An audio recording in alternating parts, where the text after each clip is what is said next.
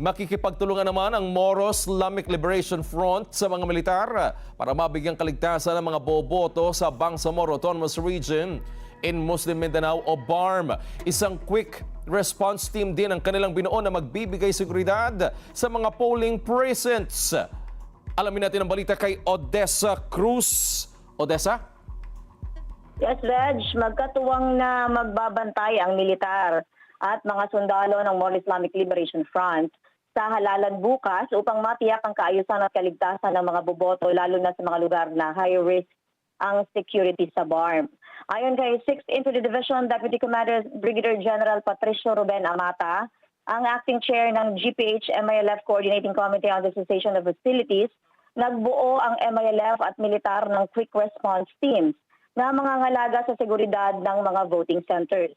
Sila ang agarang magre-responde sakaling may mangyaring gulo sa actual na botohan. At ayon kay General Amata, may karapatan din silang mag-aresto at magpatupad ng batas sa mga manggugulo sa eleksyon. Sa pamamagitan ng Memorandum of Understanding na kamakailan ay parehong nilagdaan ng dalawang panig, masisiguro ang proteksyon ng mga botante sa panahon ng botohan. Dagdag ni General Amata, dapat ding masunod ang mga probisyon sa nilagdaang Army-MILF MOU upang mapangalagaan din at hindi ma-violate ang kasunduan kaugnay sa ceasefire mechanisms, gayon din ang mga pulisiya ng COMELEC sa pagsasagawa ng eleksyon bukas. Odessa, medyo mainit ang mata pagdating dyan sa bahagi ng BARM. Pero kamusta ang sitwasyon ngayon dyan? Kalmado naman ba?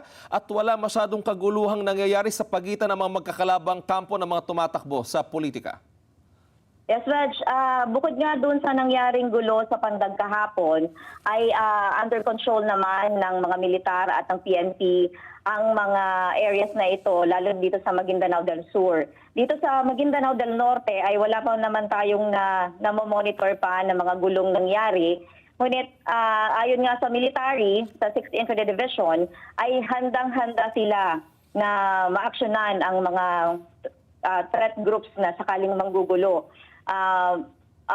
Marami na ring mga batalyon ng militar, katuwang na rin yung 6th Marine Battalion Landing Team na nagbabantay ngayon sa iba't ibang bahagi ng Maguindanao del Norte at Maguindanao del Sur, lalo na yung mga nailagay sa red category ng mga high-risk area.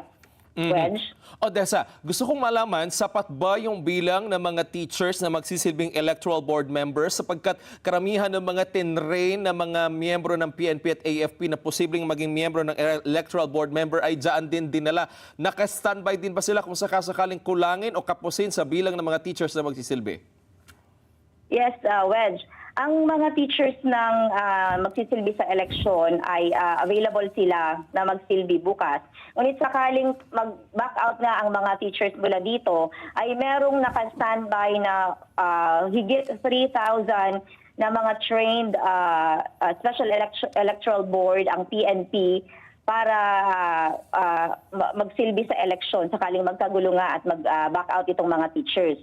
Meron din mga naka-standby din na mula sa Army sakaling may mangyari pang ang gulo ay handa ring tumulong ang mga miyembro ng 6th Infantry Division. Alright. Maraming salamat sa komprehensibong pag-uulat, Odessa Cruz, mula dyan sa may bahagi ng BARM.